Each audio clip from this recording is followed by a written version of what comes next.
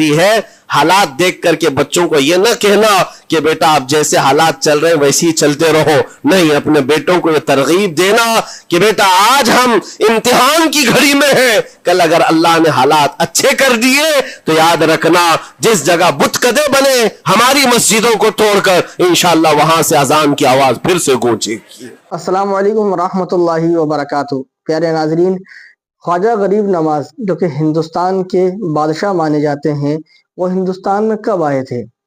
اس کی تاریخ کو جناب مفتی سلمان اظہری صاحب نے بہت ہی شاندار طریقے سے بتایا ہے, اور ان کے آنے کے بعد ہندوستان میں کیا ہوا. تو چلیے سب سے پہلے جناب مفتی سلمان اظہری صاحب کی یہ کلپ دیکھتے ہیں اور ایک جانکاری حاصل کرنے کی کوشش کرتے ہیں. ویڈیو کلپ آپ کی اسکرین پر. حضرات, قرآن عظیم کی آیات بینات یہ ببانگ دہل ہمیں اعلان کرتی ہیں کہ دنیا میں کچھ لوگ ایسے ہیں جن کو دنیا کی کسی بھی بڑی طاقت کا کوئی خوف نہیں ہوتا, اور نہ ہی کسی بڑی پاورفل طاقت کو دیکھ کر کے وہ گھبراتے ہیں. کبھی ایسا نہیں ہوتا. قرآن ان کے متعلق اعلان کر رہا ہے. اور یہ ہوتے کون ہیں جو بالکل بے خوف ہو کر زندگی گزارتے ہیں؟ وہ اللہ کے اولیاء کی جماعت ہے. الا ان اولیاء اللہ لا خوف علیہم, جو اللہ کے ولی ہیں. ولی کون ہوتا ہے؟ ولی کے کئی معنی ہیں, دوست کے بھی ہیں, مددگار کے بھی ہیں, غلام کے بھی ہیں, مولا کے بھی ہیں, آقا کے بھی ہیں. یہاں پر جو اللہ کے اولیاء کا معنی لیا جاتا ہے وہ اللہ کے دوست, اللہ کے محبوب. وجہ یہ ہے کہ جو پیدا ہوتے ہی دنیا میں اللہ اکبر کی آواز سن کر کے آیا ہو, جس کا مطلب یہ ہوتا ہے اللہ سب سے بڑا ہے. جب بھی ہمارے گھر بچہ پیدا ہوتا ہے, کسی بھی مسلمان گھر میں, اس کے کانوں میں سب سے پہلی جو آواز ہم دیتے ہیں وہ اذان کی, اللہ اکبر اللہ اکبر, اللہ سب سے بڑا ہے, اللہ سب سے بڑا ہے. اور مسلمان کی زندگی جب ختم ہونے کو آتی ہے, ہماری روح نکل جائے اور ہمیں کفن دے کر جنازہ لا کر امام کے سامنے رکھا جاتا ہے, امام پھر ہمارے جنازے پر سب سے پہلی تکبیر جو باندھتا ہے اللہ اکبر کہہ کر, اللہ سب سے بڑا ہے. مسلمان کی یہ زندگی اس بات کے بیچ میں ہے کہ آیا تھا دنیا میں اللہ اکبر کہتے ہوئے, اور جا بھی رہا ہے دنیا سے تو اللہ اکبر کہتے ہوئے. جو اللہ کو سب سے بڑا مانتا ہو تو پھر دنیا کی کون سی ایسی طاقت ہے جو اسے خوف زدہ کر سکے, اسے کون سی طاقت ہے جو ڈرا سکے. لیکن بہت سارے ایسے ہیں کہ غفلت میں آ کر کے وہ کسی اور کو بڑا سمجھ لیتے ہیں. کبھی حالات کو بڑا سمجھتے ہیں, کبھی تخت و تاج کو بڑا سمجھ لیتے ہیں, کبھی طاقت و قوت کو, فوج کو, نظام کو, ان کا رعب اپنے سینے پر ڈال کر کے جینے لگ جاتے ہیں. جبکہ اللہ تعالیٰ فرماتا فلا تخشوہم واخشونی, ان سے مت ڈرو, مجھ سے ڈرو. اللہ کا خوف جس کے دل میں آ گیا, اللہ اس کو ہر خوف سے آزاد کرتا ہے, ہر خوف سے آزاد کرتا ہے. ہم ہندوستان کے جملہ مسلمان جتنے بھی ہیں, ایک مرد قلندر, مرد درویش, سیدی سرکار معین الدین حسن چشتی غریب نواز کے اس ہند میں رہتے ہیں. ظاہر سی بات ہے کہ ان کی سیرت ہم سب کے لیے ایک بہت بڑا مشعل راہ ہے, بہت بڑا نمونہ عمل ہے. آپ کو پتا ہے غریب نواز کو ہند الولی کہا جاتا ہے. وجہ یہ ہے کہ ولی کا ہندوستان ہے, یہ نہیں ہے کہ ہندوستان کا ولی, بلکہ یہ پورا ہند ہی ولی کا ہے. دربار غریب نواز سے ہندوستان کو جوڑا گیا ہے. سلطان الہند بھی کہا گیا, سلطان الاولیاء بھی کہا گیا. لیکن جانتے ہیں ان کے آنے کا راستہ اتنا پیچیدہ تھا. وہ سن 583 کی بات تھی, 583 ہجری چل رہی تھی, جب آپ حرم کعبہ سے نکل کر مدینہ طیبہ جا رہے تھے. اس وقت آپ کی عمر تقریباً 45 سال کے آس پاس کی تھی. نہایت ہی عبادت گزار, تقوی شعار, 20 سال اپنے پیر و مرشد کی خدمت کر کے وہ حرم کعبہ میں پہنچے تھے. 20 سال کے بعد جب مسجد نبوی میں گئے تو عجیب سی کیفیت تھی. سلام کیا رسول پاک صلی اللہ علیہ وسلم کے دربار میں تو جواب قبر انور سے آیا, وعلیک السلام یا معین الدین شیخ البر والبحر, اے معین تجھ پر میری سلامتی ہو، اللہ کی سلامتی ہو جو خشکیوں کا بھی اور تریوں کا بھی تجھے امام بنایا گیا ہے۔ اور آواز یہ نبی کریم صلی اللہ تعالی علیہ وسلم کے دربار سے سننے والی آواز تھی۔ آپ گھبرائے تھے، تھوڑا سا سراسیمگی تھی، یہ ہندوستان کی طرف اشارہ کر کے میرے آقا صلی اللہ تعالی علیہ وسلم نے فرمایا تھا کہ تجھے ہند کی ولایت دی جاتی ہے۔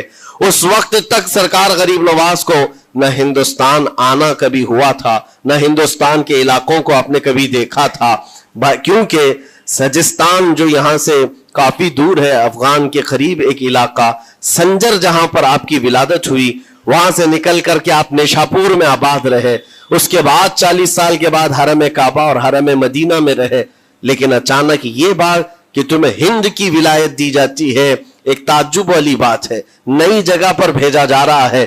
آپ دوبارہ شام میں نبی پاک صلی اللہ علیہ وسلم کے دربار میں حاضر ہوئے اور سلام پیش کرنے کے بعد، کیونکہ یہ خوشی کی بات تو سب کے لیے تھی کہ ہندوستان کو اللہ تعالیٰ ایک عظیم ولی بھیج رہا ہے، لیکن جس کو بھیجا جا رہا ہے وہ بے قرار تھا، بے چین تھا، کیونکہ نہ راستے پتہ ہے، نہ ملک کے حالات معلوم ہیں۔ بارگاہ مصطفیٰ صلی اللہ علیہ وسلم میں دوبارہ جب حاضری ہوئی، عرض کیا آقا آپ کا حکم، اس کی تعمیل کے لیے بندہ حاضر ہے، لیکن نہ یہ فقیر ہندوستان کے راستے دیکھا ہے، نہ وہاں کے حالات معلوم ہے۔ حضور پاک صلی اللہ تعالیٰ علیہ وسلم کے دربار میں یہ اپنی بپتا سنا رہے تھے، داستان غم سنا رہے تھے، غنودگی طاری آ گئی، یعنی نیند سی کیفیت آ گئی، اور بارگاہ رسول صلی اللہ علیہ وسلم میں ایک دیوار پر ٹیک لگا کر جیسے ہی آپ کی آنکھیں بند ہوئی، رسول کریم صلی اللہ علیہ وسلم تشریف لائے اور اشارہ فرما کر پورے ہندوستان کے نقشے آپ کے سامنے کھول کر رکھ دیے، اور پھر غریب نواز کو یہ بتایا بھی کس جگہ سے تمہیں سفر کرنا ہے، کیسے تمہیں جانا ہے اور کہاں تمہارا مسکن ہوگا۔ سرکار غریب نواز فرماتے ہیں اس ایک خواب میں میں نے رسول کریم صلی اللہ تعالیٰ علیہ وسلم کے ہاتھ میں اجمیر کے پہاڑ بھی دیکھ لیے، وہاں کے قلعے بھی دیکھ لیے تھے جو موجود تھے، اور اس کے بعد پھر کس بات کا خوف ہے، کس بات کا ڈر ہے؟ جنہوں نے راستے بتائے ہیں وہ ہادی رسول، وہ ہادی عالم ہے، نبی پاک صلی اللہ علیہ وسلم آئے ہی ہیں پوری کائنات کو راستہ دکھانے کے لیے، اور جنہوں نے غریب نواز کو ہند کا راستہ بتایا ہو، پھر ڈر کس بات کا؟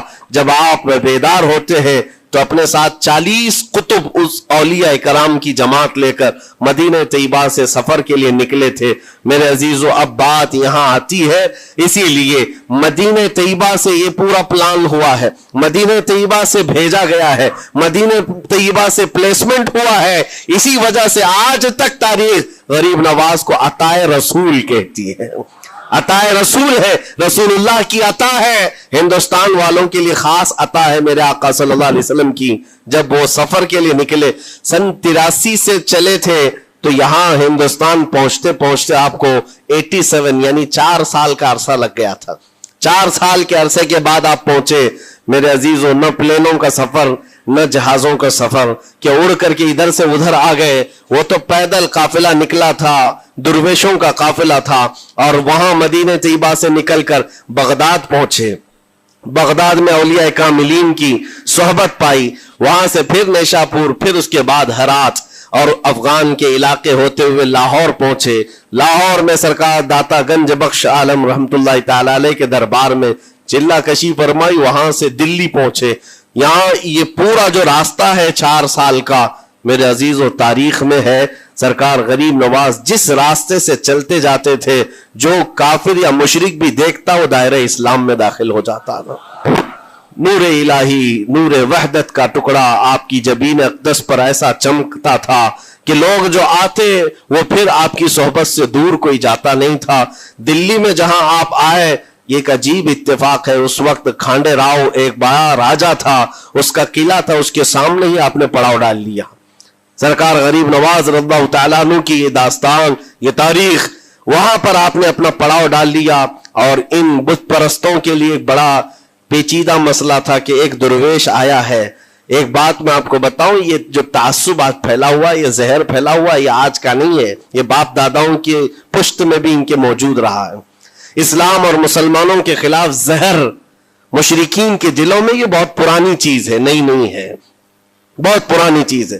तासुब दिलों के अंदर कुड़न रखना और कभी एक्सेप्ट ना करना, ये सरकार गरीब नवाज जिस दिन हिंद में कदम रख रहे उसी दिन से आपने इसको फेस किया है, उसी दिन से आपने इसको देखा है। और वहां पर खांडे राव की जमात ने बहुत कोशिशें की कि ये दिल्ली में दाखिल हुआ, यहीं से इनको खत्म कर दिया जाए, निकाल दिया जाए। लेकिन अजीब इत्तेफाक यह है कि ये जो जमात आई थी सरकार गरीब नवाज के साथ, न इनके हाथों में तलवार है, न भाले हैं, न चाकू है, न छुरी है, ये तो गुदड़ियां पहनी हुई दुर्वेशों की जमात थी, गुदड़ियां पहनी हुई दुर्वेशों की जमात जो झोले में सूखी रोटी रखते थे और पानी में भिगोकर खा लिया करते थे।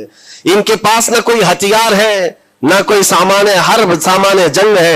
इनको निकाला जाए तो किस बात से निकाला जाए, हिम्मत भी ना होती थी। यहां तक कि जो आपको वहां से जाने की बात करने के लिए आता था, थोड़ी देर महफिल में बैठता और खड़ा रहता और कलमा पढ़कर फिर मुशर्रफ ब इस्लाम हो जाता। दिल्ली के अंदर एक दिन के अंदर 1000 लोग इस्लाम में दाखिल हुए थे। सरकार गरीब नवाज रज़ियल्लाहु तआला अन्हु ने तलवार से इस्लाम में दाखिल नहीं किया है, ना ही किसी को डरा धमका करके। वो सूखी रोटी खाने वाले किस बात से डराते लोगों को? उनके पास कौन सा एटम बम था? यहां मौजूद जो राजे महाराजे थे उनके पास फौज भी थे, हाथी भी थे, घोड़े भी थे, सब कुछ था। लेकिन आने वाला मर्द कलंदर क्या लेकर के आया था, तारीख में बताया जाता है ये वो जमाना था जब शिहाबुद्दीन गौरी हिंद के ऊपर हमले करके यहां पर आने की कई मर्तबा कोशिश किया। ये अफगान का बादशाह था शिहाबुद्दीन गौरी, जब हिंदुस्तान पर कई मर्तबा हमले करके नाकाम लौट रहा था, बीच रास्ते में इन फकीरों की जमात से बादशाह की जमात की मुलाकात हो गई। सिपाही जा रहे थे शिकस्त खाकर और ये दुर्वेशों का काफिला इधर आ रहा था। देखा पहचानी सी सूरतें लगती हैं, जाकर के एक सिपाही ने पूछा, बाबा आप लोग कहां जा रहे हैं? तो बाबा जो जमात में आ रहे थे उन्होंने कहा हिंदुस्तान फतह करने जा रहे हैं। बड़ी बात है, गुदड़ियां पहने हुए, पैवन लगे कपड़े हैं, झोलियां लटकाए हैं। और उसने देख करके कहा मारा सिपाही ने, कहा ये देखते हो हमारे बादशाह की फौज है, इसमें हाथी घोड़ों की तादाद देखो, जरा सामान जंग तो देखो, इसमें नेज़े तलवारों की छनक तो देखो, और आप ये चंद फकीरों की जमात लेकर हिंद फतह करने की बात कर रहे हैं।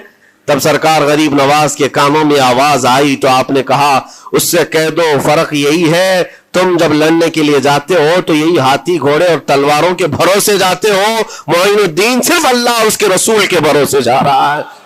हमारे पास जो ताकत है वो अल्लाह उसके रसूल के साथ होने की ताकत है। आज के जमाने में गरीब नवाज का यह जुमला हमारा हौसला बढ़ा देता है, कोई हो या ना हो अल्लाह हमारे साथ है, अल्लाह हमारे साथ है।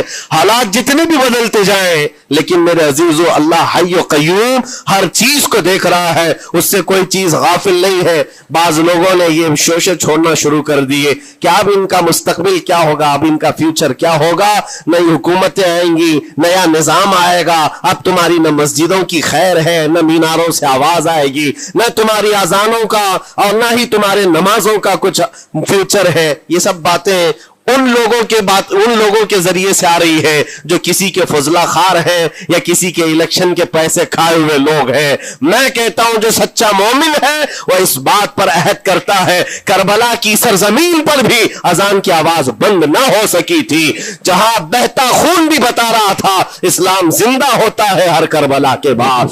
आज भी हालात अगर हमारे मुवाफिक नहीं है तो मेरे अजीजों नस्लों में कोई तो आएगा जो सलाहुद्दीन बनकर के उभरेगा, नस्लों में कोई तो आएगा जो गरीब नवाज का गुलाम बनकर मोइनुद्दीन बनकर के निकलेगा। इसलिए कि हालात हर वक्त एक तरह के नहीं होते, हमने तारीख देखी है और अब ताला का कानून है, कभी बादशाहों को फकीर बना देता है और कभी फकीरों को बादशाह का मनसब अता कर देता है। जब सरकार गरीब नवाज दिल्ली के सरजमीन पर आप बैठे हुए थे अपने सूफिया की जमात के साथ, एक दस्तरखान लगा हुआ था, दस्तरखान लगा हुआ है, औलिया इकराम की जमात है, एक दूसरे से बातचीत कर रहे हैं। दिल्ली में उस वक्त हालात अजीब थे, एक छोटा सा लड़का जिसकी उम्र 13 या 14 साल की रही होगी, वो अपने हाथ में खटोरी और एक तीर और तरकश लेकर के सामने से जा रहा था। औलिया की नजर उस पर पड़ी। सरकार गरीब नवाज ने नजर उठाकर देखी, और सामने से मजमे से जाने वाले बच्चे बहुत सारे होते हैं, कोई आया गया, लेकिन गरीब नवाज ने नजर उठाकर देखा और फिर सूफिया की जमात से कहा कि देखना ये कल दिल्ली का बादशाह बनकर के निकलेगा, हिंदुस्तान की पूरी सल्तनत इसके पास होगी। तारीख में मौजूद है गरीब नवाज की जुबान से निकला हुआ ये जुमला। वो लड़का कोई और नहीं था, सुल्तान शमसुद्दीन अल्तमश, जो हिंदुस्तान का ताकतवर बादशाह बनकर के निकला था। हाँ, वो जिसको चाहे नवाज दे और जिसको चाहे उठा दे। अजीजा ने गिरामी वक़ार, हमारे इम्तिहान की घड़ी चल रही है, हमारे हालात अभी यानी बैक की तरफ अगर जा रहे हैं तो इसका मतलब ये नहीं है कि खत्म हो गए। हम ये देखते रहेंगे और रब ताला की मदद का इंतजार भी करेंगे। हमारे साथ जो कुछ भी जुल्म हो या नाइंसाफी हो, हर एक चीज के लिए हम इतना ही कहते हैं, ये वक्त भी गुजर जाएगा, रात हमेशा नहीं होती, सुबह का उजाला जरूर आएगा, सुबह का उजाला आएगा। अजीजा ने गिरामी वक़ार, सरकार गरीब नवाज रज़ियल्लाहु तआला अन्हु का वो जुमला याद रखो, हम अल्लाह और उसके रसूल के भरोसे जीते हैं, अल्लाह और उसके रसूल के भरोसे जीते हैं। ताकतें, कुव्वतें या तख्त और ताज हमारे मुखालिफ हो जाए तो ये नई बात नहीं है, इस्लाम के साथ ये हर बार होता रहा है, इससे पहले भी हुआ है। हालात हमारे मुखालिफ रहे। औलिया कामिलीन की जमातें देखिए, अहले बैत अतार, रसूलुल्लाह की आल, इतने में आपको शहादत के वाकयात अगर बता दूं, आपको तो सिर्फ एक करबला मालूम होगा, एक करबला सुना होगा कसरत से, लेकिन जानते हो रसूलुल्लाह की आल में से कई ऐसे साहबजादे हैं जिनको जेलों में एक एक साल नहीं 7 साल 8 साल तक बंद रखा गया। इमाम मूसा काजिम रदी अल्लाह तआला अन्हु को 7 साल तक जेल में रखा, जंजीरों से बांधा और जहर देकर के उनको शहीद किया गया है। हज़रत इमाम मोहम्मद बिन हसन अस्करी 20 साल तक जेल में काटे हैं। ये रसूलुल्लाह के घर वालों की बात कर रहा हूं। सैयदना ज़ैद शहीद जिनको सूली पर चढ़ा दिया गया था, ये इमाम हसन मुज्तबा की औलाद में से है। ये सारे खूनी दास्ताने यहां इस्लाम की तारीख में मौजूद है। जब इस्लाम उस वक्त नहीं रुका तो अब क्या खाक रुकेगा? इस्लाम अब नहीं रुकना है, कयामत तक इसकी हिफाजत अल्लाह करीम फरमाएगा, अल्लाह करीम फरमाएगा। हम जैसे आएंगे और चले जाएंगे, लेकिन इस्लाम को फलना फूलना है, ये फलता फूलता ही रहेगा इंशाअल्लाह। आपकी जिम्मेदारी इतनी है, आपकी इतनी जिम्मेदारी है, हालात देख करके बच्चों को यह ना कहना कि बेटा आप जैसे हालात चल रहे हैं वैसे ही चलते रहो। नहीं, अपने बेटों को यह तरगीब देना कि बेटा आज हम इम्तिहान की घड़ी में हैं, कल अगर अल्लाह ने हालात अच्छे कर दिए तो याद रखना, जिस जगह बुतकदे बने हमारी मस्जिदों को तोड़कर, इंशाअल्लाह वहां से अजान की आवाज फिर से गूंजेगी, अजान की आवाज आए। ये बच्चों को नसीहत होनी चाहिए। हमारी तारीख मिटाने से मिटती नहीं है, एक दौर आएगा फिर जब अल्लाह करीम चाहे तो ये तारीख खुल करके लोगों के सामने आए। हम किसी पर जुल्म करने की इजाजत हरगिज नहीं देते, और साथ ही इस्लाम ये भी कहता है जुल्म हो जाए तो सहने की इजाजत भी नहीं है। आपको हक बात बोल कर जाना है, हक बात पहुंचा करके जाना है। बोलने में क्या है, हमारी जुबान काटी जाएगी, हमारी गर्दन मारी जाएगी, लेकिन हक बात की हिफाजत नस्लों तक मुंतकिल करना अल्लाह करीम की तरफ से एक बहुत बड़ा इनाम है, इसका बहुत बड़ा इनाम है। ये तो हम कर ही सकते हैं, हमारी नस्लों को ये बात बताएंगे इंशाअल्लाह नज़ीर। ये गरीब नवाज का हिंदुस्तान कल भी था, आज भी और हमेशा रहेगा इंशाअल्लाह। सरकार गरीब नवाज का फैलाया हुआ ये चिराग कभी फूंक के फूंकों से बुझाया तो नहीं बुझाया जा सकता।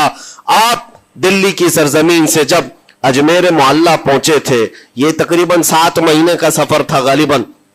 इस सफर के दौरान कई हजार लोग इस्लाम में दाखिल हुए थे, और आपको उसके बाद की तारीखी हालात मालूम है। जादूगरों ने मुकाबला किया, राजाओं महाराजाओं ने, बादशाहों ने मुकाबला किया, और फौज ने मुकाबला किया, न जाने कितने लोग।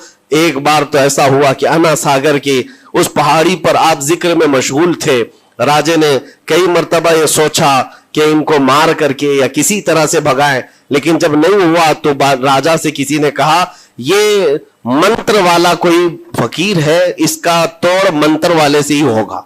तो उस वक्त जो बहुत बड़ा उनका एक मंत्र जाप करने वाला पुजारी था, उस वक्त उसको उस तारीख में उसका नाम रामदेव बताया गया है, ये वाला नहीं है, उस जमाने का था।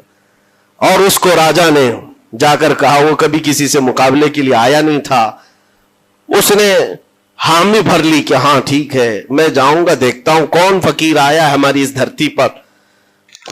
तो देखा आप लोगों ने कि ख्वाजा मुइनुद्दीन चिश्ती रहमतुल्लाह अलैह जो कि अजमेर के हैं, हिंदुस्तान में कैसे आए, कितनी शानदार तारीख बयान की है मुफ्ती सलमान अजहरी साहब ने। आप इस क्लिप को दूसरे लोगों तक ज़रूर शेयर करें ताकि और लोग भी इससे वाकिफ़ हो सकें। आपकी क्या राय है इस बयान के सिलसिले में, हमें यह भी बताएं। हमारे चैनल को सब्सक्राइब करें। मिलते हैं किसी नई अपडेट, नए बयान के साथ। अस्सलामु अलैकुम व रहमतुल्लाहि व बरकातुहू।